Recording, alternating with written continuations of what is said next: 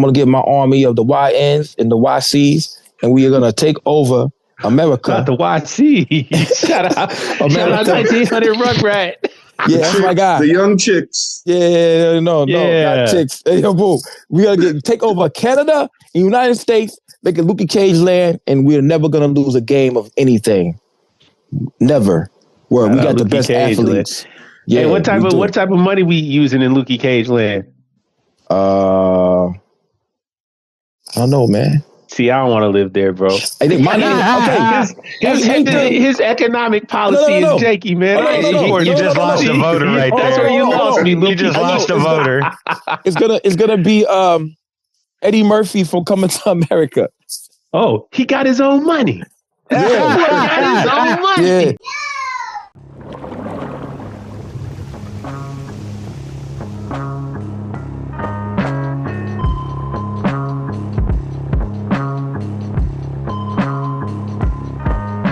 No, that's true. That is true. So indeed, man, and we're here, motherfucking issue, motherfucking 184 of the BIS podcast. Know what I'm saying? Carl has the 184. Man, I thought I fucked up for a second, yo. No, I said the wrong thing. I've been doing. I'm on a roll. That's right. Pretty much that. What kind of shirt you got on there, man? Oh man, I'm repping. That ALC Records once again, man. It's a special ALC Olympic joint. Olympic joint. Born and raised. It came out back in like 2013 or something, man. I had this shirt for a while. I'm still digging in the crates. No new merch. I'm not buying nothing. Yeah, right. Yeah, right, yo. Well, I mean, I've been rocking all the old stuff, bro. I've been rocking all my old stuff. Yeah. Carl, how you doing with the how you doing with the Bomb Now shirt on? You know what I'm saying? Word. My Bomb Mars now? Yeah. Fuck Mars. Fuck Mars. Yeah, man. I'm doing great. Doing great shit, man. Now, we have a special guest right here, another guy, you know what I'm saying, that we got from over our friends over the border, has been holding it down for a while. It's amazing that we have this crazy lineup of Canadian rappers. And this dude right here had a crazy 2022. Right. You know what I'm saying? Oh, shit, what happened? Super ill. You're still with Nothing happened. Keep going, man. Yeah, whatever, but it did happen, yo. But right now, we got on here... From Toronto, know what I'm saying? Right, my hometown.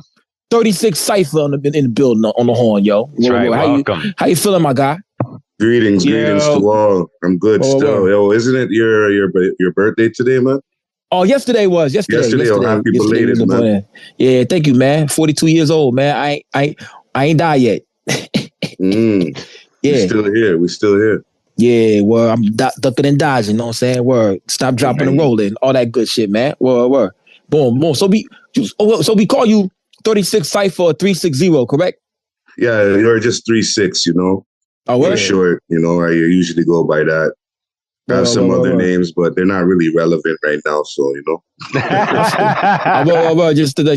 So you always been a 36CYPHER, like coming up through the ranks? You know what I'm saying? Well, not really. First, it was before that it was just 360. But when you have like Xbox and Wonder Bread calling themselves 360, it's like and Xbox is like, gotta kind of switch it up a bit, Yep. Differentiate it, Yeah. Or you could have got a deal. You know what I'm saying? Hey, yo, boom. You could like have a theme song, 360 with the Xbox 360. You know what I'm saying? Word. You never know nowadays. That's like marketing, like Angel Reese with the fucking Reese's Puffs cereal. You know what I'm saying? Word. Yeah, you never know. You know what I'm saying? Word. Boom. You be talking about Angel Reese too much, man. Stop talking about that, bro. Mm-hmm. Hey, yo, she get rebounds, man. She Dennis Rodman, B. Sure. Yeah. You watching her game. No, you're just thirsty, Jack. Both. She's 6'3", G. That's real. I respect it. Yo, anyway, boom. There's a large contingency of 5%ers up there as well, man. Word. Are you a 5%er? I'm not. I wouldn't say I'm a 5%er officially. Mm-hmm. I'm doing the studying. I'm a lot behind where I should be, but I'm taking it slow. I'm still I'm a what you would call a newborn. I feel you. Yeah, man. So, but I've always been inspired by it. I didn't come into the 5% knowledge directly till maybe in the last less than 5 years.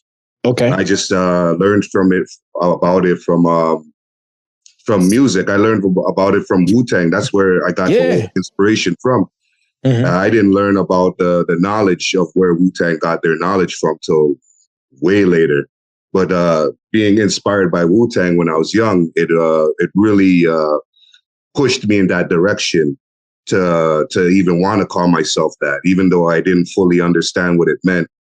I thought it was cool, and I was very inspired in that direction of thinking, So to be to be 100, I don't want to say I'm part of their group and offend anyone, but I am aspiring, you know what I'm saying? No, that's fair. Definitely. No, bro. I mean, number one, your humility and the answer that you gave just proved that you are already down with the thought process behind what it means to be 5%, because aside from it being the Nation of Gods and Earths being the official designation, right, it speaks to a mindset. It speaks to people who are eager to learn and to apply their teachings to uplift people instead of oppress people. So the fact that you were sparked by the Wu, and that's, I think, a lot of us ended up learning and embarking upon that path just by being curious, by hearing the Wu speaking in supreme mathematics and, using certain terminologies, it sparked that curiosity. It makes you learn. So, it doesn't matter if you officially sanctioned or if you blessed in or whatever, man, as long as you proceeding with the learning and trying to, make things right and exact in your cipher, brother, you down with the team. So yeah. I learned. I said, peace to the cats who rock, knowledges. I was like, what the fuck does that mean? But when they broke it, so someone actually told me what it meant, I was like, oh, he meant Mac 11, and it made everything just like open up. And I had to listen to everything again in Wu-Tang, and that's like, that's how it is. When you say that, that's definitely what inspired my road to knowledge itself. But I'm not an affiliate. Like I'm not a 5% either.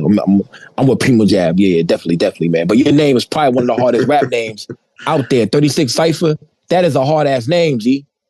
Word. Yeah, when you get see it, it's hard. Like you see it. You know what I'm saying? Like it's like that's a hard name, man. Like some names just dope. You know what I thought it was 36CYPHER, like 360 degrees. You know what I mean? Like that's what it was originally. 36CYPHER. Then it was before that was 360 degrees, and I changed the degrees to cipher. Then it was 36CYPHER, and then now it's basically whatever, man. The name's just a name. Like I'm the man. The name's the name. Yep. Yes, sir. Whatever y'all call me is what I am. Well, potato. You know what I'm saying? Kamala. Same shit. Yeah. Well, hey, yo, you got a song called Important Brews, and it's just so crazy how the world's going right now, and like how like the trade war and shit's happening. You got imported brews and shit. I'm like, yo, boom. It's great that we're having this conversation right now, and they got to put tariffs on everything. Imported brews, I might have to drink like a regular beer. My sister said she's not crossing the border. She's not coming down here to visit us until all this shit's sorted out. I'm like, damn, I might not see you for a while because it's going to be fucked up for a while. Go up there. Oh, I do. Yeah, it's a long drive, man. Where? Yeah. Well, that's just more drama. You know what I mean? They need to keep drama pumping to keep the people reacting rather than thinking. So it's just something else, to keep the engine greased and all the chaos flowing. Oh yeah, it's a distraction tool. Absolutely. Someone was asking me, well, you're Canadian, so what do you think about Trump wanting Canada to be the 51st state? I'm like, it's hyperbole. It's a distraction bullshit tactic. It's not like we're going to invade Canada. Like, we're not going to attack you guys military wise, and you guys aren't going to just willingly sign over and be the 51st state. So what are we talking about? I got an idea. It's just Trump being Trump, trying to stir some shit up. I got an idea. Call this motherfucker Lukey Cage Land, Cabana Countries, and we will never lose any fucking sport ever again. Canada and USA. Just because combined, they called it Lukey Cage Land? I mean, if we're going to merge it, call it Lukey Cage Land. You know what I'm saying? Hey, yo, boom. Yeah, you go. All right. 36, you come out anytime you want. You got no passport or visa. We all neighbors now. Word. RJ Barrett. Yeah, RJ Barrett. Oh, Sidney Crosby is a fucking Lukey Cage Lander. Holy shit. Word. Jamal Murray is with me.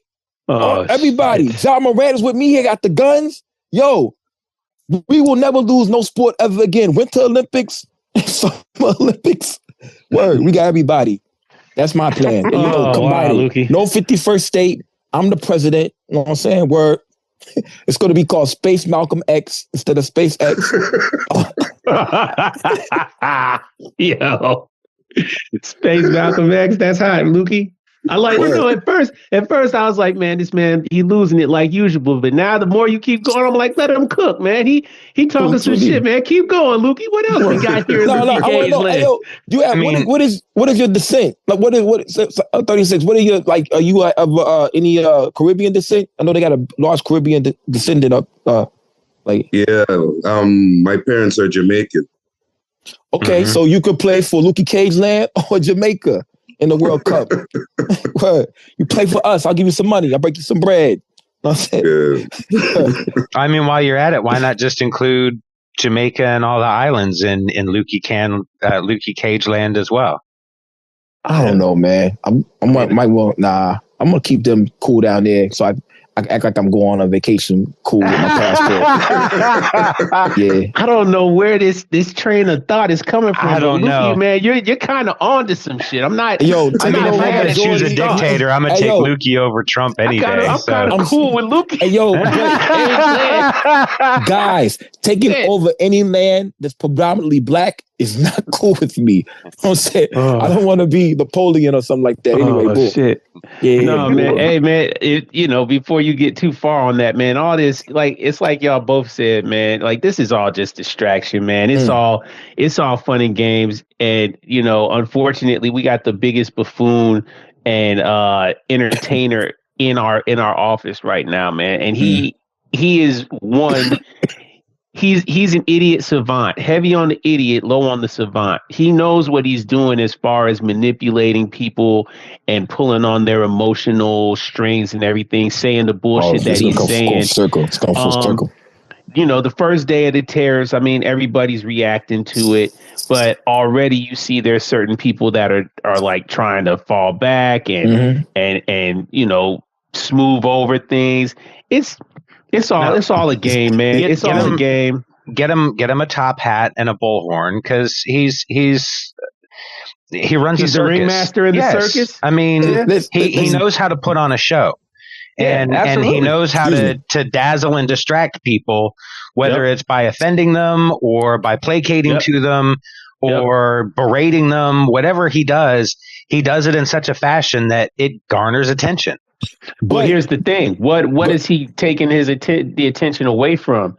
That's the thing that most people need to really be worried about. Is while he's distracting all of us with all this foolishness, with this sleight of hand, what is he getting away with? What are they really pulling off, aside from just stealing billions of dollars? Because let's be clear, that's what Donald Trump and his sidekick, Dr. Evil Elon Musk, are doing. They're legitimately stealing billions of dollars and enriching themselves from the. I hate to tell you this, but that's been politics since Roosevelt. Yeah, but you're not telling me anything. I don't know. I'm just saying, both sides of that. Nancy Pelosi's the stock market wizard. I don't know how that happens.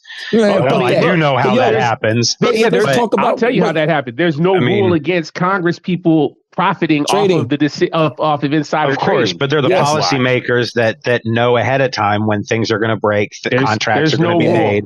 There's no rule. It's ridiculous. It's all ridiculous. It's all a Ponzi scheme. But it is, and we're Rome 2.0. I hate it, but we're Rome 2.0, and it ain't gonna last too long. But what it is hell sweet home. It's just hell sweet home, man. Well, let's get to it. Sweet home. Yes. Let's get into important stuff. Get the fuck into it. It full circle. Like, let's talk about that album right there with our guy Futurewave right there, man. Shout out Futurewave. And the imported beer song is on there. know what I'm saying? Word. So boom, yeah. Let's talk about that. You had a great 2022, bro. Yeah, it was a good year. Still put out a couple of albums. Had some other things floating around, some singles. It's pretty good, you know. Trying to duplicate that in the next, maybe later on this year or the next year coming. So indeed. So y'all just got up. Have you known Futurewave for a while? You a Gold Era guy? Gold Era music? Me and Futurewave, like I'm cool with Gold Era, but those guys are a little bit older than me. Some of those, like Sib Rock, he's one of the older heads from my area. He's from Rex too. Like, yeah, shout out Rexdale. Yeah, me, Futurewave and Sibs, we're from Rexdale. I'm from Olive. Yeah, I heard you say Mount Olive in the joint. Yeah, yeah, and Futurewave lived pretty close to Olive. We've been friends from, you know, yay high. You know what I'm saying? Really? That's what's up. Yeah. Yeah, from back in the days. Back. So what made y'all connect on this album, the Hell Sweet Home joint? We just felt like it was only right, you know, like I was doing my thing. I had some stuff ready to go. He was doing his stuff, you know, and he felt like, you know, it's about time to bring to the game a little bit of the flavor from, you know, home court, you know? Yeah. Let them know what it is at home, you know, because he works with a lot of guys, especially in around the world, you know. Yeah. But like nobody really from our turf, right? So it's like, you know, just making noise in backyard, you know. Hell yeah. Well, yeah. I mean, what you say? I like none of y'all, so fuck all y'all. I felt that. I felt that from the heart. It's like I was at my job or some shit like that. Like I was yell that shit. Like, yeah, word. Boom. Do y'all have that like in Rex? You know what I'm saying? It's kind of like I don't know. Like who else is from Rex there? Like say Futurewave. Just basically me and Futurewave right now. There's some other artists that have come out in the past, like Ghetto Concept. They're from Rex. Infinite, he's from Rex. But those are like older heads, right? That they were like doing their thing in the 90s, putting out music in the 90s, getting their hits, getting their recognition and stuff when we were teenagers, right? So yeah. But there's some other people from Rex, but not too many. The most famous guy maybe right now that more people would know is Mula the First. He's from Rex too. Okay. I don't know if you know Mula the First. No. He's in a different circuit of hip hop. We know more into that you know, trap lane, you know, mixed up in that you know, that like Drake's in that circle too, you know. Yeah, I'm not gonna listen to those kind of Toronto rappers, you know, like it's a different lane, you know. You know, everybody can fit in where they fit in, you know. It's not really my thing, but I got mad love for all of those guys too, you know. True indeed. I get that. You know what I'm saying? Sometimes you don't like it, but you support them because they from your hood. Sexy Red, St. Louis. You know what I'm saying? Word. I'm dead ass. Like when she came out, I liked it. When she came back out, well, she blew up. I was like, yeah, that's St. Louis right there. Yeah. I'm not ashamed. Yeah. I'd be ashamed. You should be. I'm ashamed that you're not ashamed. I'm ashamed you're not ashamed, Luke. I ain't talked about it no more. I ain't talked about it no more. Shout out to Falcon Outlaw on that album as well. The God of War song. That shit was hard as fuck too. Yeah, shout out Falcon Outlaw. Yes. Yeah. He laid a sick verse for that. Respect still. So indeed. Yeah. But then right after that, y'all dropped as the crow flies. As the crow flies with Daniel Son. Yeah. That shit was hard too, bro. Album cover hard too. Both albums. That was one of my favorite albums that came out, bro. I swear, y'all went crazy on there, man. Y'all were like giving a clinic to rappers, man. Like for real, like y'all just the energy that you and Daniel Son had going back and forth. Mm-hmm. It was some real, just untamed, grimy savagery. You know, like Luke said, like fuck all y'all. Like y'all literally came in there with, you know, you bust the door open with crowbars and barbed wire wrapped around bats every single fucking song. Just like the album cover it's a monumental record. Definitely. I love I fucking love that album, bro. It's probably one of the best records of the year. Album. Son. Yeah, whole album, absolutely. I wasn't really expecting it, but when y'all dropped singles, I was like, yo, this is a really good idea. know what I'm saying? Word. Like the first single drop. I forget what it was. The first single that dropped. Yeah. But like, I was like, yo, I'm ready for Long this. Way Home. Something I think it was Promised Land or something like that. Promised Land. Yeah. Well, I was like, yo, this is coming. This is gonna be hard, bro. Yeah. So boom. So you knew Daniel Son too from around the way? Well, I met Daniel Son through Futurewave, right? Yep. Right, and when they started collabing, he introduced me to Daniel Son, and it was just like, meeting a little brother that I never knew for a long time, I never met before, It was just fit right dope. in. Nice. He fit in with Futurewave too. Those guys get along like brothers. Like when I see them interact, it's like Daniel Son is a long lost brother. You know what I'm saying? Mm-hmm. Him growing up in Brampton and Rexdale being so connected, it just only makes sense because like a lot of the big heads from Rexdale, when they retired and they got their money clean and shit, they moved down to Brampton and started a new life. So like, Brampton got corrupted by all the Rexmen. So now so that's what happened. Yeah. And it's not just Rex. Like, you had influences from all over the city where everybody who was on a come up, they all ended up going to Brampton. Yeah. So like, you got a lot of the greasiest people from Toronto ended up in Brampton. So it's a good melting pot for, grime and shit. Yeah. See, I lived in Brampton in the early 80s. So. So you would know. Yeah. So indeed, let's backtrack real quick. I'm taking all the questions. Like, how do you come up with the title of Hell Sweet Home? Smoked a lot of weed, man. It just clicked. I feel you. Know what I'm saying? I can't really take credit for too much. I just feel like, it's like God just texted to my brain, and whatever comes here just goes out, that's it. Sometimes I don't even be knowing, like, I look at back at the shit I wrote, I'm like, fuck, I wrote this shit? Like just tapped into the muse. Yeah, just tap in, just channel it. Bro, I'd be ashamed of some of the shit I be saying. I can't front. Yeah, I'd be like, yo, yeah, God definitely didn't write that because I can't say that. Yeah, I don't think God's co-signing on all of your shit. Yeah, word. I don't know, man. You'd be surprised. You'd be surprised, man. There are various aspects of creation. You know what I mean? Like it's all the same thing, man. So you can't take away from Lukey's obscenity and act like that's not an aspect of God. I mean, Lukey, you say a lot of foolishness, but hey, that's just proof of God existing to somebody, I guess. I don't know. I don't know, man, because I be shamefaced sometimes. Like, damn, I said that. No wonder my mom don't listen to my music. Word, boom, boom, boom. Yeah, but after that, my bad. Y'all can ask some questions. I asked all the questions. My bad. Word. Yeah. What? Yeah. Keep on going. Yeah. I asked all of them, but boom, I'm gonna go back to as the crow flies. We on to the second album of 2022. Mm-hmm. Who did that album artwork? Was that Sep? To be honest, Chris I can't remember off the top of my head. I thought it was. I believe it's Chris B. Murray. Yeah, I think so too. Yeah, that's a dope one right there, yo. That artwork is like beautiful. I love it. It's like looking at a mural or something. Yeah, the microphone and the talons and the fucking skull. You know what I'm saying? Yeah.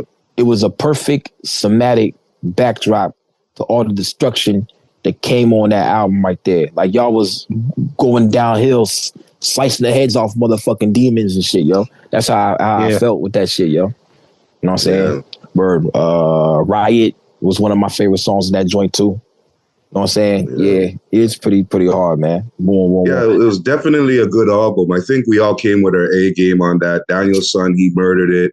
Me, I kind of went to like a Saying form on that one, and Futurewave, he just went mad with beats on that one. You know what I mean? Like with the three of us combining all of our material at a S grade level, it was just magic. You know what I mean? I'm just glad to be a part of it. You know what I mean?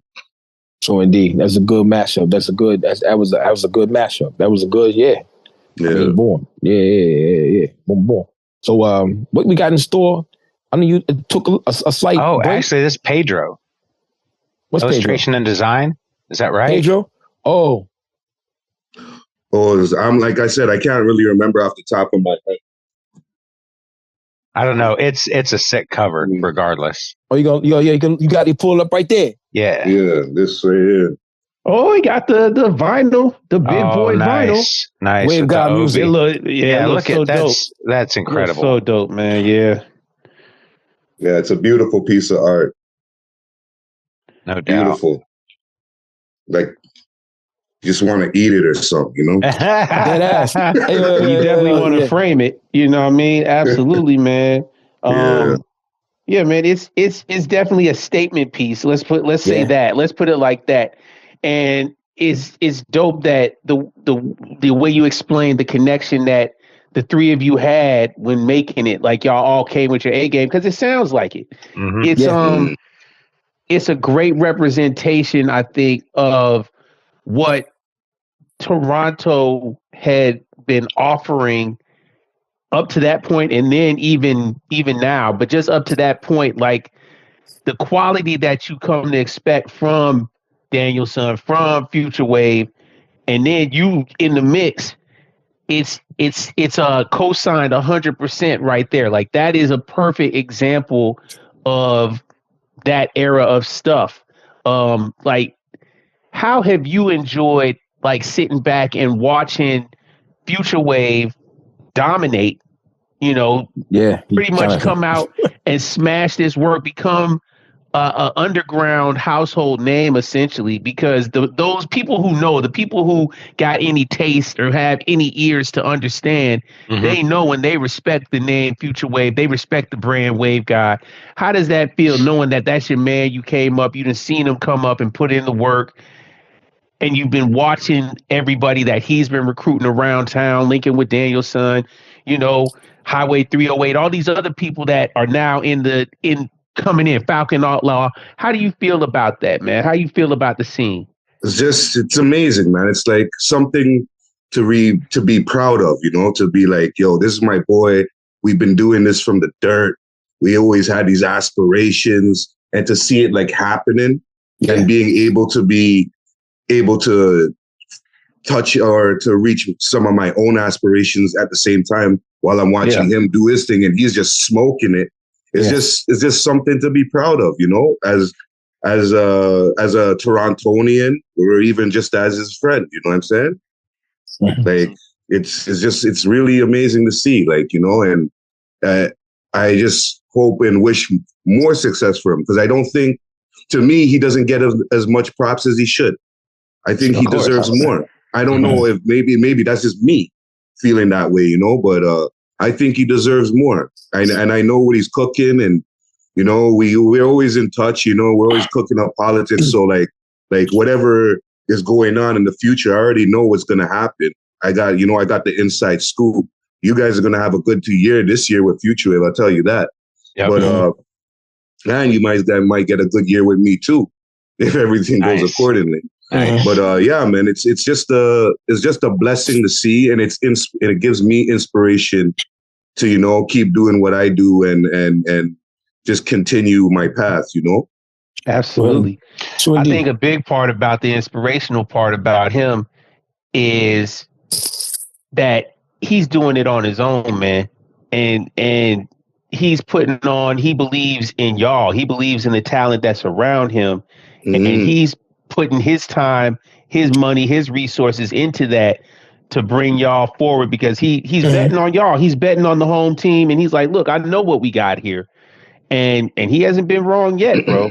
So I mean, it can only go up. It can only go up. I can't wait to hear what you got next. But like Lukey was saying, I don't want to go too far. See, man, let me apologize, man. Lukey got his nut off too quick, man. We already skipped. We didn't even get to talk about Hell Sweet Home all the way. We didn't get to talk about As the Crow Flies all the way. Lukey just wanted to wrap things up. Let me go back real quick. The first time I heard you, Lukey Cage No. First time I heard you was on Bite the Bullet.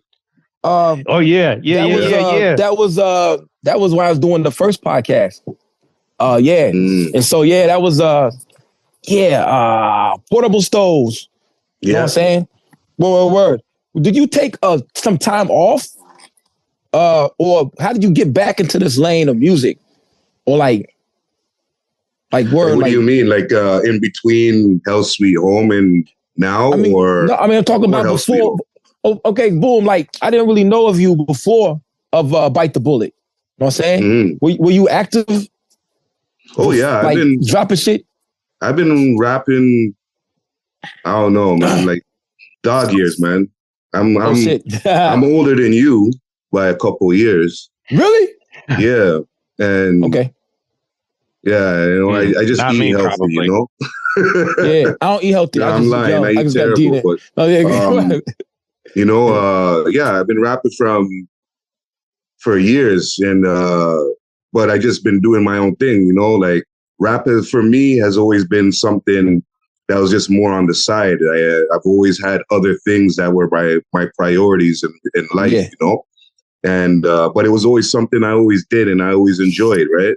Mm-hmm. So like once before, you could say, I don't know, before COVID, at least like maybe 5 years before that, 10 years, we were all in this group, me, Futurewave, Astro Omega, and a guy named Trace. It was called GHP.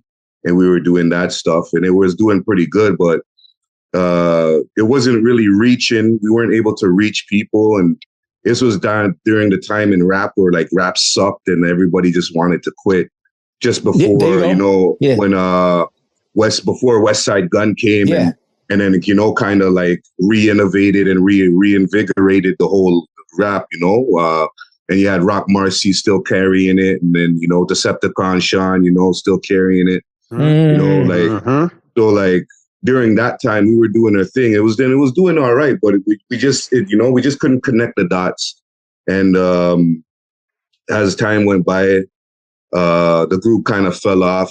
Everyone had their own aspirations. Some guys wanted to be more commercial because they thought that could make more money.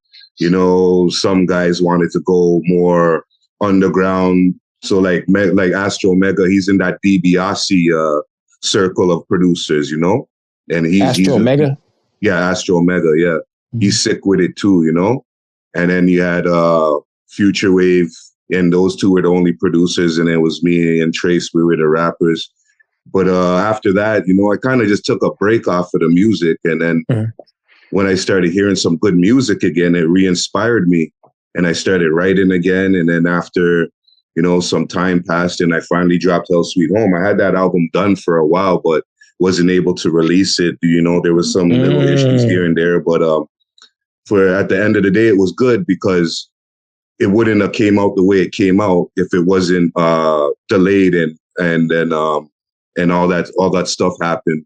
So everything happens for a reason. As when the portable stoves that came out, we were working on a lot of our tracks here and there. But we didn't really finish it up until, say, like 6 months before, like less than a year before we released it. Okay. So, like, yeah, but yeah, you know, sometimes like I love rap and shit, but at the same time, I'm living my life, you know, and I don't dedicate all my time to it. I'm trying to dedicate more time to it, but you know, like. Because there's obviously something I can do with it. For the fact that you guys even have me here shows me that there's something more I can do, right? And I can do much more. So that's inspirational too. But sometimes life be lifing, you know, and things be happening. And like at the end of the day, I don't hesitate to prioritize what's most important to me, and like my family and my son. For a long time, I had issues with me and his mom. We had issues, weren't together, and it was bad for him. And now that we got into this situation where I could, you know, be in his life, I prioritize that. You know what I'm saying? So the reason you haven't really been seeing me is because I've been prioritizing being a father and just being involved with my son.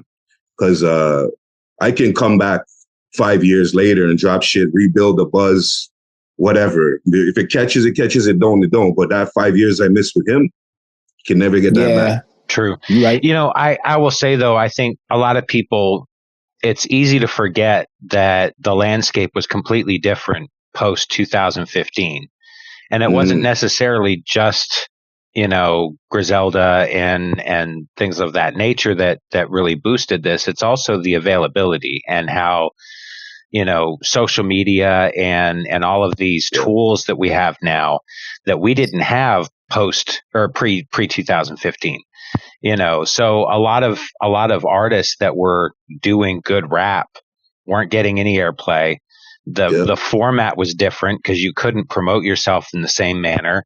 This underground lane was completely different back then. Yeah, definitely. True. Oh yeah, but respect to you and you prioritizing your family. You know what I'm saying? Over things that mean stuff to us, but don't really mean that much. Nah, I mean, at the end of the day, you know what I'm saying? You're right. Not on the list of importance. Yeah. Yeah, you definitely can never get that them 5 years back, man. That is a wonderful thing to hear. Because a lot of motherfuckers don't do that shit. I got a homie right now that don't see his kids. You know what I'm saying? And it kind of hurts me. He don't do that. Like, damn. Yeah, you over here overseas and doing shit, but you I don't know. When's the last time you FaceTime your daughter? Like, I don't know. So I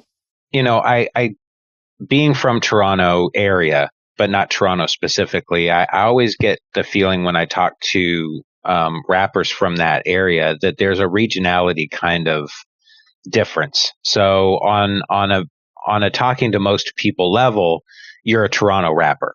And I feel like most artists from Toronto would say that.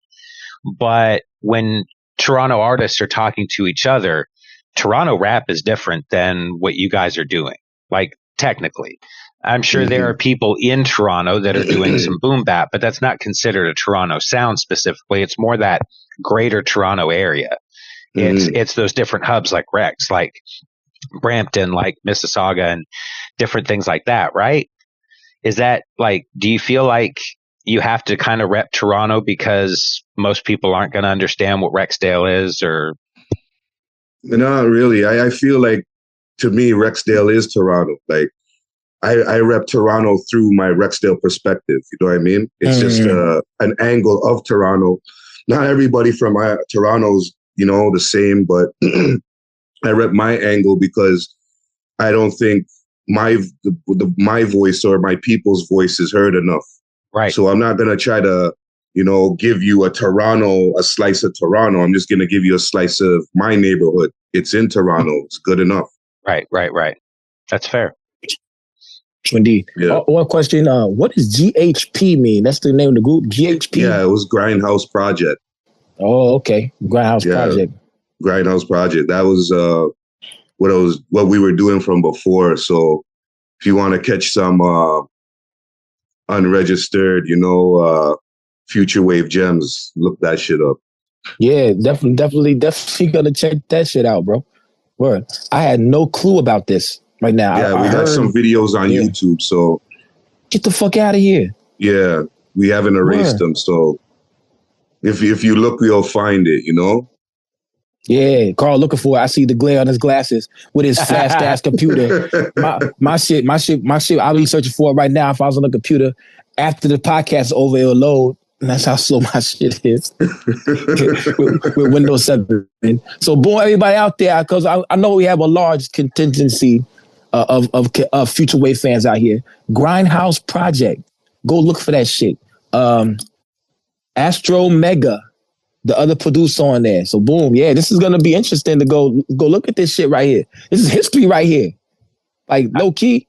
I'm getting a lot of Grindhouse horror videos. Yeah.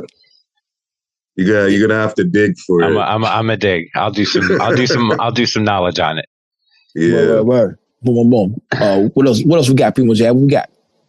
Man, talk more about the vibes of Rexdale. You know what I mean? Like, talk about that community and what that perspective is. Talking about that point of view and how it fits into the greater Toronto area. Like, we always talk to people, and again, because we're from across the border, we don't, we're from a different place. We don't know all the nuances of the neighborhoods and the flavors up there. So, talk a little bit about what that was like. I guess the underground, the regular day-to-day grind coming up out there. What's that battlefield like? Yeah, Rexdale, like, it's like everywhere else. There's good people, and then you got a couple of bad eggs, but overall, like, with all the poverty, Rexdale is a place has a lot of metro housing. That's like housing. I guess you guys call it like Section 8 down in the States or something like that. Mm-hmm.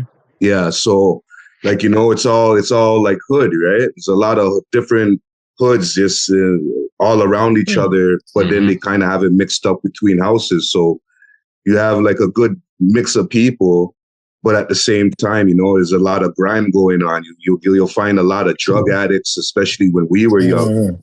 A lot of drug addicts. You'd see like all kinds of shit in the stairwells and the hallways. Use Jimmy's blood, crack pipes, da da da da da. Use and Jimmy's out like there, the 90s and 80s, right? Yeah. So like growing up in that, and then you have all the older mans. All the older mans are just like out there slinging, and selling things, pushing things, and loading things and firing things, So it's like that environment. It's like it's very similar to like maybe like some of the environments that you guys might have grew up in down in the States. But yeah, it's all the same. Yeah, it's all the same. Change your place. It's all the same. Exactly. Yeah. Hell, sweet home. Yeah, it's all bittersweet. It's hell, but that's a home, right? Right. So, Yeah. like, What about the Caribbean flavor up there? Like, so you said your family, y'all Jamaicans. Is Rexdale like a real Jamaican centric place, or is it a mix? Is it a lot of different people from there? I mean, what's that vibe? Well, like Toronto has its waves of immigration, right? So like, right. In the early 80s and such, there was a lot of Jamaicans or Caribbean people coming up. And then at one point, there was a lot of like I would say Afghanis, Palestinian people. They were coming up. So for a bit, the block started looking different. Then you had like a lot of Indians coming up. So depending on the wave, but Toronto's just a big melting pot. So like you have a bunch of different cultures just here, and the craziest thing is the food, man. You could be mixing up the food, get some Afghan rice, mix it with some jerk chicken. Oh, wow. I mean, just go, you're going around the world, and it's just in your backyard, The roti shops. Yeah, mixing up flavors, that's when you get real advanced with it. Or you could just be like, on one vibe and you can get it. Like the food here is amazing. And the girls too, you get a lot of mix of girls too. The girls in the food is great, it's a big melting pot. It's a nice city, the young ones are kind of a little cuckoo in their head, but you could say that anywhere you go, so.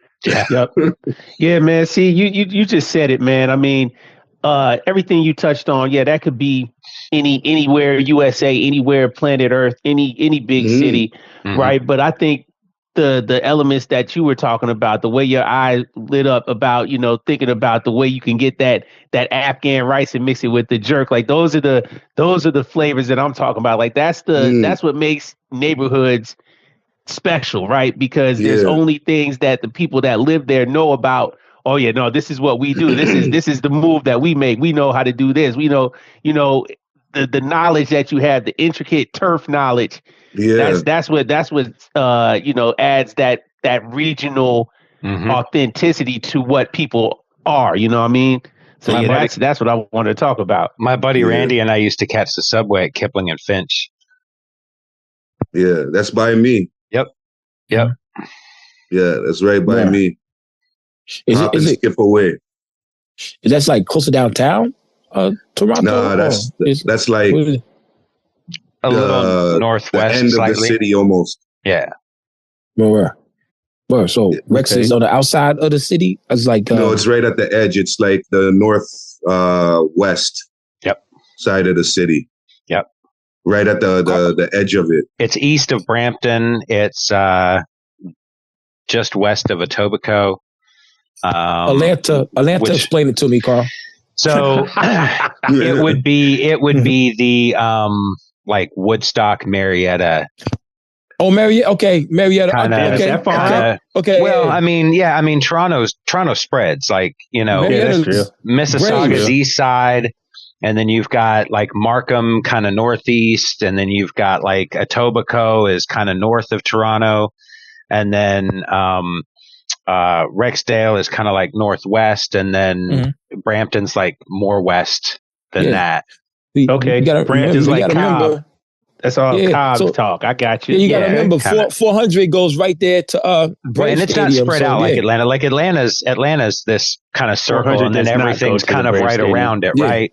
Whereas Toronto's really long and kind of sits on the Lake Ontario, right? Yeah, man. Yeah, y'all on the lake. And so everything's kind of spread out around it, but like it's spread, so it's a lot longer. Okay, I get it. True indeed. Got it. Okay. You don't have to explain it. I was right there. That was a good way to do it. To say, and let explain it to me. That's indeed. Wild. True indeed. So what we got coming up for you? You say you're gonna have a big year, maybe this year. What you working on, bro? Yeah, I'll be working on some stuff. I don't want to, say too much, right? But in the next couple of months or so, I should start leaking some stuff. If you guys are cool, I could even throw you a little bit of exclusives before anyone else hears it. Yeah, we're cool. Yeah, we're cool. Yep, we can give secrets and all that. Yeah. Lukey, don't give it to Lukey. He holds secret like a Four Coals water. No, not for music. He's good about music. I'm definitely good about that. I have an idea though. I have an idea. We had never did this before. If you share it with us, a snippet or something, we could tag it to the page. You know what I'm saying? To give it like a lot. Well, when you're ready to drop. Yeah, stuff, we ready. Yeah. Like boom, we could tag it to the page. Oh yeah. 36 is dropping this shit to nothing, man. You just let me hear it. I ain't sharing with nobody. Your secret safe with me, bro. No. When it's okay to drop it, not. I ain't even offering them suggestions. Yeah, okay. Promotionally, we'd be on board to definitely help share that and get the word out. Hey, I'm a solid ship, bro. I'm not sinking. My ship won't sink over here. You share whatever you want with me. I got you. I got secrets for people for my job that will go to the grave. We'll go to the grave. But the fact that you have already admitted that you have said secrets, you don't know what's personal. You're not letting me. You're not letting me. People that work there. You're not instilling any confidence in me. Well, I know you don't like 6 of them, so I know it ain't probably those ones. There's 5 people that work there. He don't like 6. Yeah, I know the ones that you don't like. Joe's a fuck nigga because he doesn't like one of them twice. Yeah, exactly. All from the fuck boy. I don't like Frank. So I don't got their secrets. You know what I mean? I wouldn't have told nobody if they gave me a secret though. I'm not a snitch, but fuck them niggas. Yeah, and the guy, I don't know. The guy don't like the job is like the girl don't like the job. I'm sure if I go back through these podcast clips, I'm pretty sure you ratted some of your homies out at work. Well, I won't say homies, but coworkers. No, they don't count. If you don't like them, then it don't matter. Tell all that shit. It don't matter. Who cares? No secrets for the hated.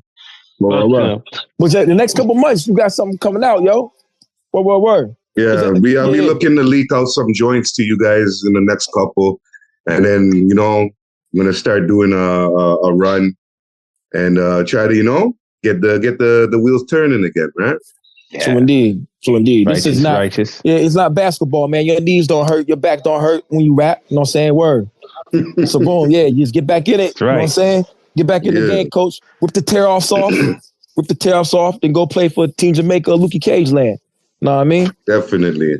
One of the two, man. The new shit, I'm very impressed with it, so that's saying a lot. The jump that you heard lyrically from Hell Sweet Home to As the Crow Flies, hopefully is going to be a similar jump from As the Crow Flies to what you're going to hear next. Nice. What up? Okay. You got a title? The goal, anyway, that's the goal. Always moving up, huh? Yeah. True constant indeed. Elevation. Absolutely. True indeed. You got a name, you think? Or like Not right now. Not right now. Not right now. I had a couple of names I was running with. There's one I might use it. I can't really say it yet, but if I use it, everybody that sees that shit's gonna laugh. I could tell you that. Yeah, don't spoil it because someone will steal it before you can get it out. Exactly. These shark biters here. Yep. Shark biters, man. What brings me to a top 5? Name a top 5 albums. You know what I'm saying? Because you got good albums. You know what I'm saying? Like like going. Yeah, you got good. Name the top 5 albums you have like that inspired you over the years. My favorite albums. Mm-hmm. Yeah, top albums. 5. Yeah. Well, I listen to a lot of different shit, right? I don't. That's all right. To tell the truth, I don't really. I don't really listen to rap too much because I find that listening to other people's music and even though I listen to rap, right? I don't want it to kind of, steer me in a direction or inspire me in a direction. Process or anything. Yeah. I want to keep my creative process pure. So I try not to listen to anybody's music as much, but I would say favorite albums, Marvin Gaye, What's Going On? Mm-hmm. Okay. Oh, what? Yeah, that's one of my favorite albums. Got it on vinyl. I was listening to Portishead yesterday, just vibing off that, burning a blunt. But which one? Which Portishead though? Which one? All of them. Oh. I was listening to all of them. My favorite is Third. My favorite is Third. Yeah, Third. Because it starts. The last joint on Third is nasty. Yeah, is it Threads? That's Threads, what it was? Yeah. Mm-hmm. Oh, yeah, I rapped over that. You know what I'm saying? Yeah. That's probably one of my favorite. I think Wu-Tang and Portishead was my favorite 2 groups for the longest.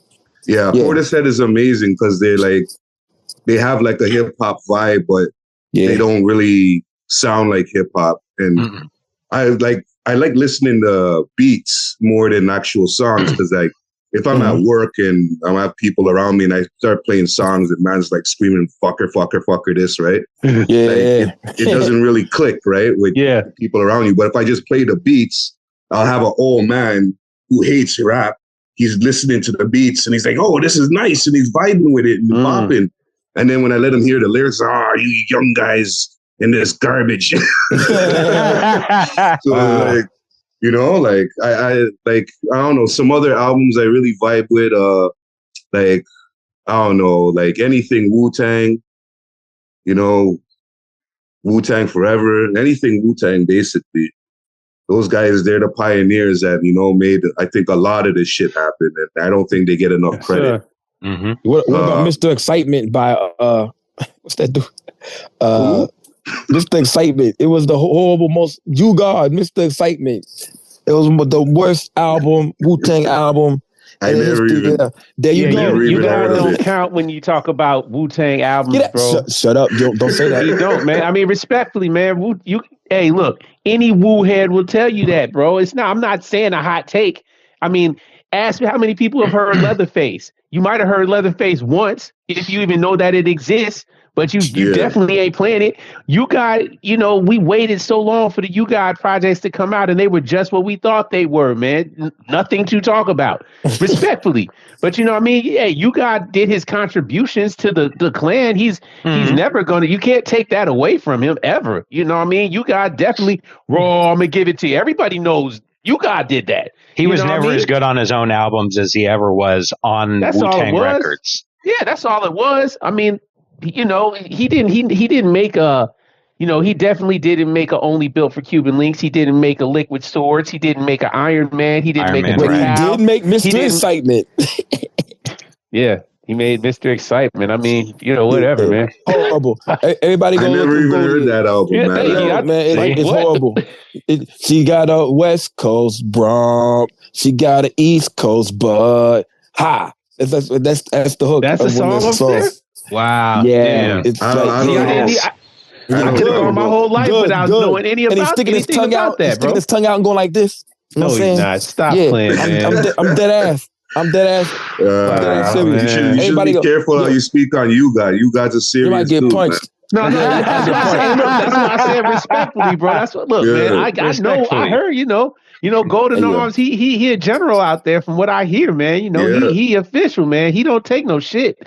I get it, but that. Oh man. Matter of fact, hold on. I got a story for y'all. So, I went to Hampton, Virginia, to go see Mega and Bless and my man A Flip.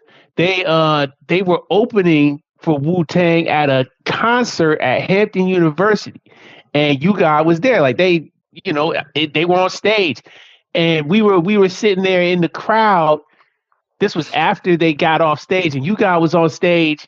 He was rapping. He came out unique physique, like doing this or something. And somebody had the nerve to say boo, boo, and you got flexed on him. Like you guys went off on him, man. Like he was like, oh, say word, word, word. Jumped into the crowd. You know what I mean? I was rocking with you guys. I was like, you guys serious, bro? Like, hey, man, hey. Questionable solo albums, but his name is platinum in these streets, bro. We got legendary verses. So we got three. We got Portishead, we got Marvin Gaye, we got Anything Wu-Tang. What's number? We got 4 or 5. Name just off the top of your head, bro. Off the top of your head, don't matter. It's hard to think of it, man. I like so much. Adrian Young. Yes, sir. Adrian Young. Got Delphonics joint.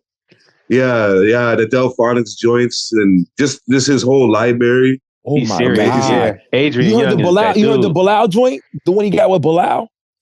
You got Bilal, Adrian No, I'm Young? not sure. Yo, a lot of people don't know about that. Adrian Young and Bilal got an album. The Bilal, the dude that sings Soul Sister and shit. Yeah, it was pretty good. It was live music. You heard it was that great. Adrian Young and Ghost, obviously, right? Yeah. To die. But part 1 and part 2. Part 1 was that part 2 shit. Part 2 was yeah, Lukey, exactly. Yeah, but part 1, hands down. Yeah, can't be touched. What do you say? You confuse them for bitches. You confuse enough for one of your hoes. That's what Capadonna said in the song on that album. Yeah, shout out Capadonna. Yeah, hey, the Pillage. Capadonna, the Pillage is a Wu-Tang classic. That's a big album. I was talking about the Pillage the other day. That's a big album. We gonna milk this cow. Pillage is one of them albums, bro. Like I was looking at it the other day. Out of 16 songs, I think it's probably 13 songs. Depending on who you are, maybe more, maybe less, but at least 13 songs are powerful. Like, oh my God, Capadonna was going crazy on there. Yeah. You like real music, 36. Yo, boom, like real music. You got one more. You got one more. One more. I don't know. I go off the top of it. I'll just go like to Sons of Man. The whole first Sons of Man, not like the album officially that came out, the New Testament, where like Hellraiser's like 14 years old and shit. Word. I'm talking about the first shall be last. That yes. The first shall be last. Yep. The one, and right before that was Ain't No Love Without Hate. You know what I mean? Man, I was telling, again, we were just talking about this the other day. Like, that's the type of vibes. Like, if you catch me on a random day, I'm riding around playing Ain't No Love Without Hate. You know what I mean? Just randomly pulling up to people. Like, that's the type of, pollution I like to enter into my bloodstream. That's what I want to be. That's the vibes I need, to deal with. People be like, oh no, I can't be riding around listening to all that rippity rap stuff and this, that, and that. I'm like, fuck all that. Rippity rap me. I want to hear all of that. Ain't No Love Without Hate. Psychic Hotlines, man. That's my joint. Psychic Hotlines. Okay. If I heard you bump that shit in the whip, I would run to your car and knock your window. Yo. Who are you? Like, word. Who are you? I would introduce myself like, yo, son, like, I'd be like, because you don't hear people playing that no more. Like, exactly. Well, that's how it used to be, man. You know what I mean? Like, riding around, your soundtrack was very important, man. Like, when you were playing music coming down the block, absolutely. Like, it's important. You want to have the right thing playing, man. Like, if you pull up playing, Soulja Boy up in it, man, I'm instantly like, okay, who are these clowns? You know what I mean? Like, go easy on me, big soldier. I didn't mean no harm. Big Draco. But, Big Draco, cool out, Big Draco. But yeah, you know what I mean? Like, yeah, just like you said, Lukey, if somebody pull up, if you heard that Come Clean, J. Rue the Damager coming down that block, you were like, oh, whoa, what's this? You know what I mean? That's the type of shit that, you get hyped when you hear certain things. Some gangstar shit. Gangstar, Yeah, definitely. Now, bringing it to the future, I heard a dude play Eric B. What's I Gun Eric B. in the Target parking lot by the old Kroger car. If I heard that.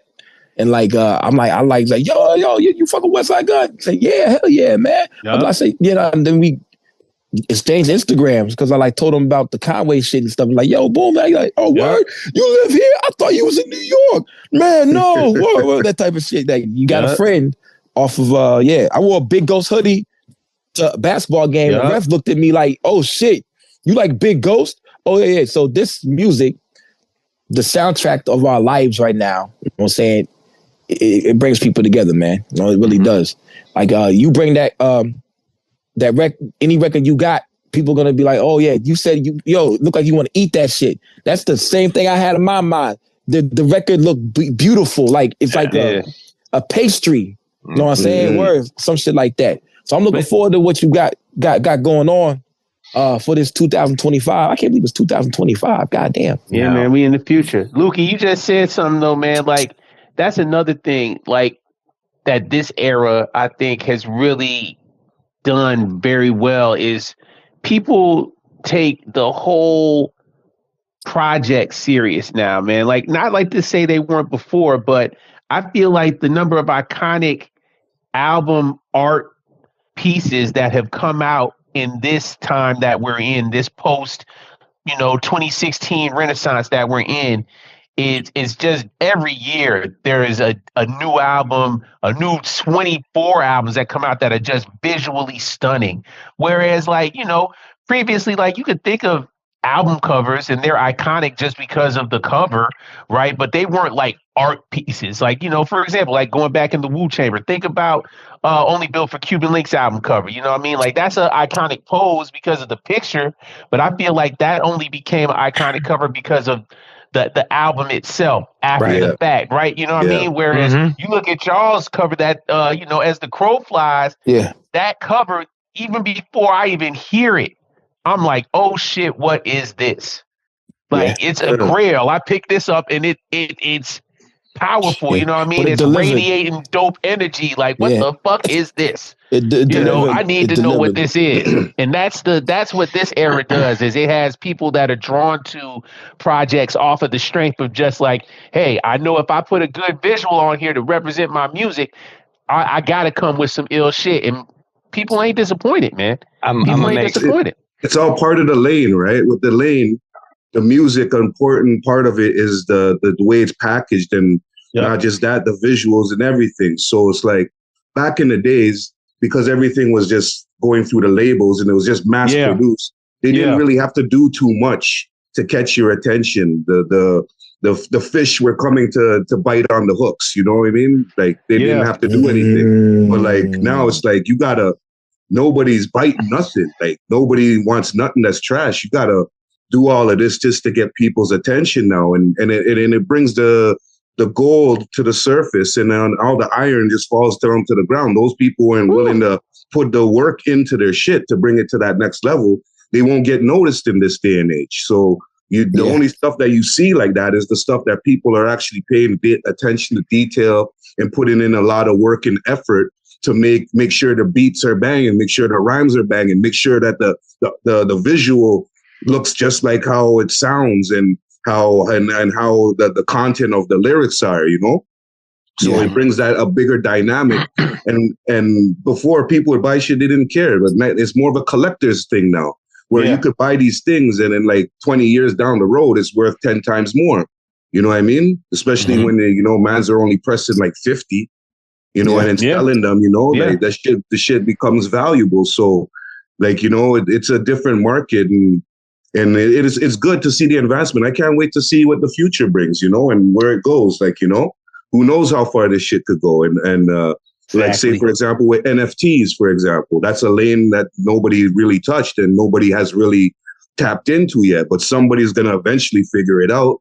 And then once that happens, like that's a whole different way of engaging with the fans and the artists can engage. Yep. Also, it's crazy to see what the future holds. I'm really optimistic to see what's going on, and I'm trying to find ways myself to push the envelope to a next stage, you know, not just stick to the mundane. Oh, this is what's going on, I'm just going to do that. No, I want to see things evolve, you know? So I get bored of hearing the same rap all the time and man's talking the same shit. I want to hear different shit. I want to see different shit, you know? So I try to embody that in myself, you know? So I'm going to say this mostly just to upset Primo Jab, but I blame Master P for the downfall of that's not upsetting me. When you speak truth, you love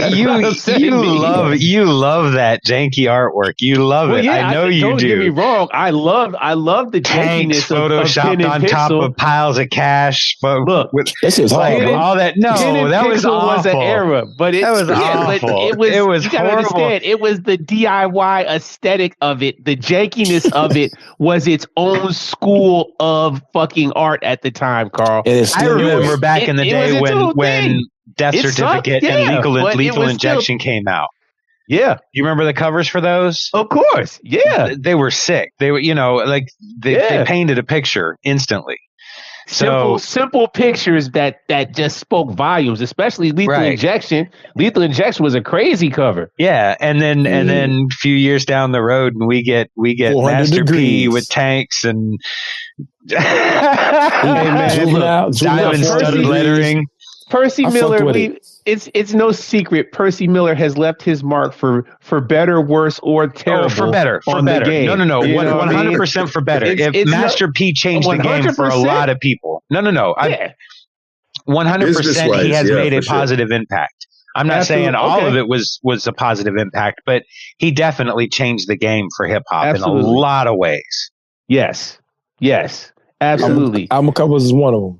No Limit and this is a more unfortunate shout out side. Pen and Pixel, man. Shout out Pen and Pixel, man. They made a stylistic school exists called janky album covers, and the head of the arrow is Pen and Pixel art. Yes, and they're courageous. Because think of the cover of Master P Ghetto Dope. Like that is a masterpiece of the Pen and Pixel era. You know what I mean? Funny. Mia X covers. I don't know. Thanks a lot, Carl. You didn't piss me off. I didn't. Hey, yo, boom. Give us another top 5 before we transition out of here, man. Like, name 5 guys you would work to, dead or alive, past, present, that you like to work with. Oh, that's a good one. Oh. Dead or alive? Well, first, I'd love to work with RZA. If I could get like that 90s RZA. Yeah. Oh, there you go. Okay. Yeah. RZA before the flood. Yeah. That's the informed decision. Big L before he kicked it. Mm-hmm. Okay. That freestyle he did with Jay-Z where he ate Jay-Z's food and everybody knows that freestyle. That's just immaculate. Yeah. That's like the bar. Like anything. So ahead of my time, my parents ain't met yet. I'm so ahead of my time, my parents haven't even met yet. That's what he said in the joint. I was like, whoa. Yeah. That's 2. Crazy. Big L. Rappers.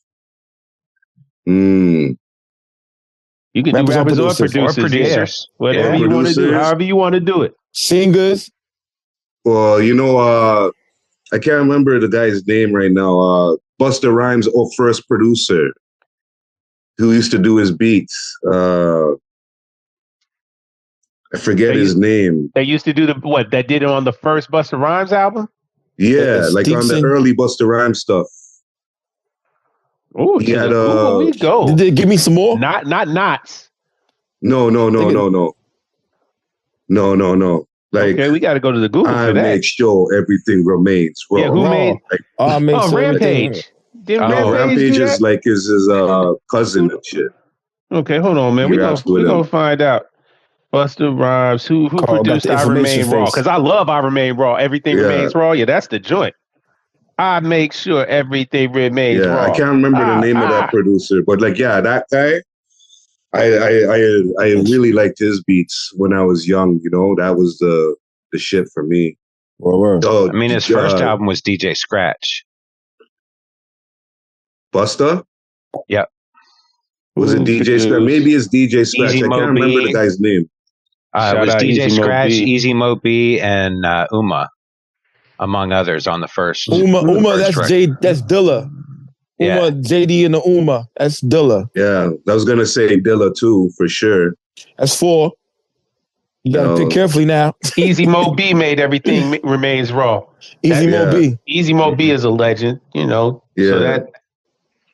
And last, one more. You gotta be careful. Producer, rapper, singer. You can go for both. The MF Doom. Yeah.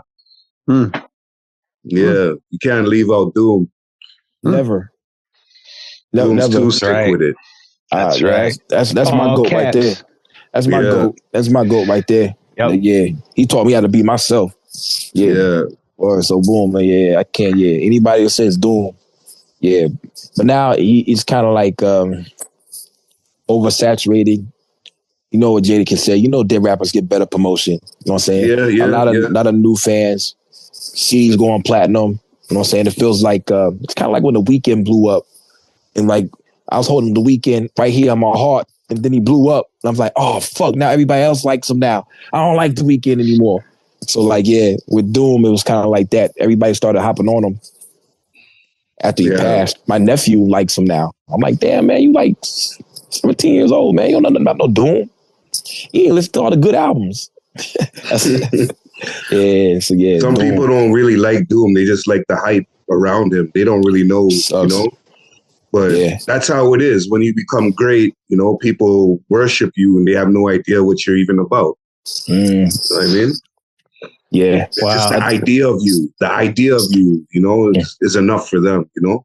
So indeed. And he definitely was an idea. I think him and Ghostface are two of the only rappers that sound good on anything. And everything. Anything you put them on, they just sound great. You know what I'm saying? So, yeah. And it was funny. Man, you just dropped a gem right there, man. As a father, what are you teaching to your son, man? What type of gems are you feeding to him? Because you just let that one go, just kind of, you know, matter of factly, like, you know, real, you know, this is normal talk for you. So obviously, I'm sure you taking your best opportunities to raise your child, you know, with certain tools and everything. What are the type of gems that you like to make sure you're trying to instill in him? Yeah, I try to teach him to be patient, to control his emotions, not to overreact, to listen and then respond, not listen and react. Try to teach him about the world, how they try to shade your perspectives, how they try to weaken you through media and through all these distractions, to maintain focus on what's important, to see things through. When you start something, make sure you finish it. You know, to think before you speak, think before you act. You know, Carpenter's rules. You know, measure twice, cut once. You know, just a lot of stuff. You know, anything that I could give him so that he won't make a big mistake and put himself in a hole. Yeah. Stuff that he can, like, I teach him to be observant and analyze, look at people's body language. You know, some politicians saying this and then a question pops up and you see them react a certain way. You already know what it is. I teach him that, you know, in politics, in left wing, right wing, same bird. I teach him, you know, to not be quick to judge, to try to be understanding, to be open-minded, just things that, that could help him in his future and not make him jump down a line of thinking too fast to realize, before something happens. Like say during COVID, I was one of those guys that wasn't wearing the masks and shit. Peer people was like, oh, da da da da da. And I'm not trying to tell people how to live, but I was just looking at everything and I'm like, a lot of this shit don't make sense. So to think, before you act, and, to read the room, like just try to be observant, because, if you can see something, if you could see the play before the play comes, you can do something about it. You might be to avoid a situation or navigate it better, Don't I teach them not to look like if a person, like if somebody's saying something and they don't have stripes or credentials, not to overlook them and dismiss them. Just because a person isn't wearing a suit doesn't mean they don't have any good legal advice or such, Right. Like there's many things you can learn from, like, that don't dismiss people because they don't appear to know what they know, or what they're saying. Maybe you think they don't know what they're saying because they don't look like they know what they're saying. But, like knowledge can come from anywhere. You shouldn't overlook it, and just try to be patient in what you do and take your time, stay focused. Me and him, we both have ADD. So sometimes like it's hard for us to like pay attention to shit. It's easy for us to lose focus. Like sometimes when I'm writing songs, for example, I'm writing 7 songs at once.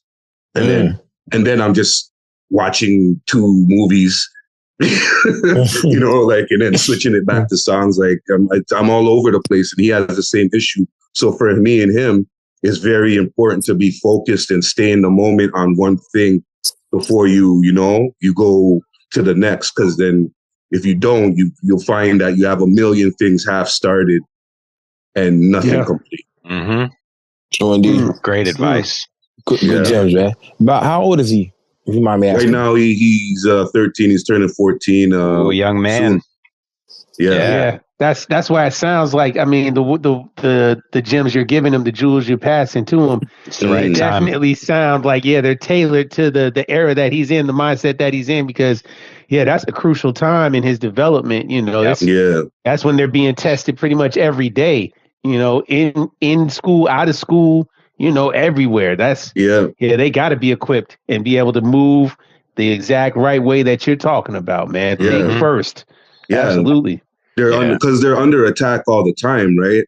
The children are under attack. So like, you got to really teach them to be militant and to not be too quick to lock in to something until they know 100% that this is good or it is what it is. They have to understand it, because it happens all the time. I remember when I was in grade 8, a bunch of the mandem my age were playing basketball. One of the girls was like, "Oh, my dad's not home. Who wants to come true?"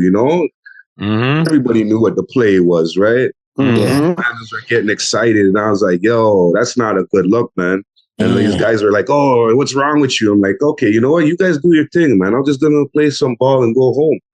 Right? These guys thought they was cool, whatever. 2 weeks later, though, like police are coming and arresting them. Turns out, like the girl, she didn't know her dad had cameras set up. You know what I'm saying? In the crib, he saw the tape. She's like, "Oh, they forced me to," because she doesn't want to catch the whoopings, right? Exactly. So she just sacrificed them to save her ass, right? And then all of them did time, And she's the one who did the invite. That's the crazy part. Yeah, that's a story that's age old. That's been told around the world. Happens all the time. Happens all the time, man. It's such a confusing time too. Well, but it's, you don't just have all those hormones raging in you at that age, which is a huge part of why kids are so emotional. But you're also trying to find your independence. You're trying to figure out who you are and how you fit in the world.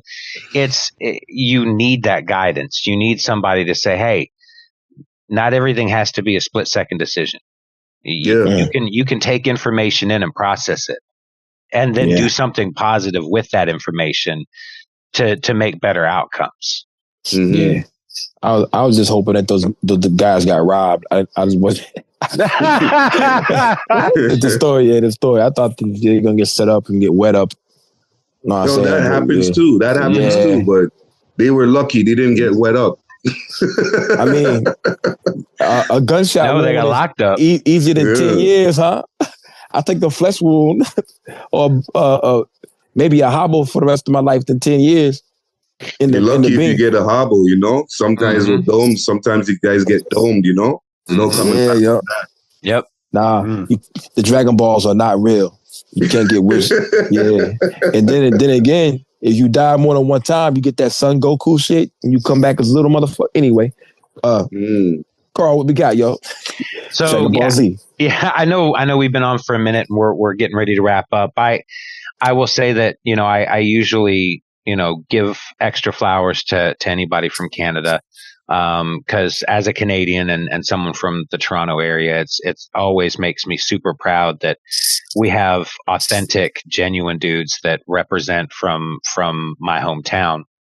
But I would honestly say if somebody asked me to pick 10 records from this era of hip hop as an introduction to what's really dope and what's really going to last in this, as the crow flies would be in that top 10 for me, 100%.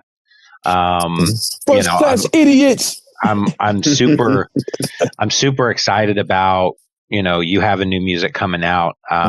You know, I've been hoping, but obviously not wanting to pressure or harass you into it. So knowing that you've got new music is super dope. Make sure that this isn't the only time you come visit us. I mean, I definitely want, you know, some sneak peeks into the music, but we definitely have to have you back on so we can promote the new music when you get it ready to come out. Yeah, I'll keep you guys notified, you know, when the goose is done in the oven, you know, start putting out the plates and, you know, get the cranberry sauce ready. Nice. But I really appreciate you coming and kicking with us today. Definitely. Yeah. Well, thank you guys for having me on, man. I really appreciate it, man. Yeah, we ain't done yet. We got Primo Jab, but check it out. Usually we only eat cranberry sauce like one time a year in America. Thanksgiving. Yeah, so let's make sure we have more than Thanksgiving. You just call this man cranberry sauce.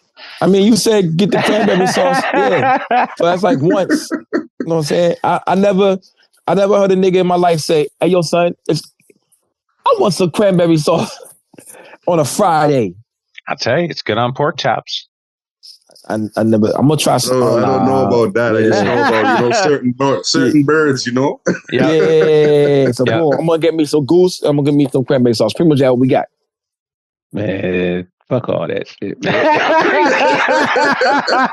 I'll fuck with the cranberry sauce, man. I never understood the cranberry sauce coming out the can, you know what I mean? Oh, that's the best kind. The jellied one that shakes a little bit. I don't want no pieces of that, man. I always pass that over, you know. I don't think you're ready for this jelly. It was a bigger speech, man. The man ain't mean cranberry sauce. Look, man, we gonna kick it in the group chat. You know what I mean? Like, just a figure of speech, man. Just a figure of speech. I know about. I I'm with you. I got it. But man. You know, but that's like what you were saying before. You know, you can't judge a book by its cover. You know, some people, they might look at Lukey and they might hear the shit he says and be like, this man is insane, or what the hell he be talking about. But he be dropping jewels, man. There be a lot of little science and jewels behind a lot of what he says, man. Like hey man, it's a real thing. But you know, again, all that aside, man, no, like Carl was saying, bro, like it's been an honor to have you come kicking it with us, man. To listen to you speak with the you're not, Lukey. You're fine. Just live life. You're all right. But you know, anyway, like I was saying, man, it's just been don't mind, man. You know, it's just me and Lukey. You know, we just talk shit, man. But yeah, it's just been an honor to kick it with you, man, and to hang with somebody who again is very serious minded as far as their approach to music and life and being principled in general, man. And you know, again, just you taking the time to share your thoughts and hang out with us. Yes, man, people do want to hear what you got going on. Yes, your work is not in vain, bro. Like Carl said, hey, it is a fucking Google fact. As the crow flies is one of them motherfucking ones. Absolutely. If aliens were to come down and ask about shit, I'd be like, oh yeah, you got to hear As the Crow Flies. You can go back and you can listen to various episodes from that year when it came out. I was raving about it, man. So like I said, I mean, I'm sure you can check your DM. That's when I reached out like, yo, hey, what you doing, man? You want to come on the show? Like, please come kick it, man, because I feel like it's important that we play our part in giving you, you know, the time you needed to be, you know, get your roses, man, and let people know, you know, hey, this Rexdale, man, they up there, they getting busy, man. This dude's serious, man. So yeah, man, thanks for your contributions, man. Shout out to you. I'm glad you and your man Futurewave, you know, decided to just, you know, decide to declare war and be relentless with your deliveries, man. Thank you. And yeah, like I said, man, we gonna kick it, we gonna build. We gonna be in the group chat going crazy. I'm sure Lukey gonna post something that you gonna be like, what the hell? What's up with these dudes? But it's too late. You down now, so you got to deal with it. Yeah. No, it's no doubt, man. I got mad love for you guys and respect. Thanks, yes, man. Sir. Mutual, absolutely. Word up, man. And with that, this is episode issue 184 of the Abyss Podcast. And remember, I'm gonna get my army of the YNs and the YCs, and we are gonna take over America. Not the YC. Shout out 1900 Rugrat. Yeah, that's my guy. The young chicks. No, not chicks. Hey, yo, boo. We gotta take over Canada and United States, make it Luke Cage land, and we're never gonna lose a game of anything. Never. We got the best athletes. Land. Yeah. Hey, what type of money we using in Lukey Cage land? I don't know, man. See, I don't want to live there, bro. I think my name. His economic policy is janky, man. You just lost a voter right there. That's where you lost me, Luke. You just lost a voter. It's gonna be Eddie Murphy from Coming to America. Oh, he got his own money. Yeah. Okay, Prince Hakeem. I'm back. You sold me on that. Okay, that sounds like a stable and plan. the national anthem is not going to be "Oh Canada" or nothing like that. It's going to be fucking a Dipset anthem. Oh, I thought you were gonna give us some Portishead. I thought he was gonna say fucking "Sexy Red" or some bullshit. Oh well, thank you. Yeah, but that my country is not ghetto. Shout out my to country is not ghetto like that. You know what I'm saying? Word. Minimum wage. Nah. Everybody gonna have a living wage. We're not AI's not gonna take us over. The robots aren't gonna take our jobs. Fuck that. Less use scans. More people at the registers. Porn is gonna be legal. You're not gonna have to move out of Florida to watch a Pornhub. Pornhub in North Carolina. Wait, South Carolina? Can't watch it. North Carolina. Yeah, boom. You're gonna be able to get your own VPNs. I don't know, man. Anyway, we're out of here. See y'all next week. Luke Cage land. Peace.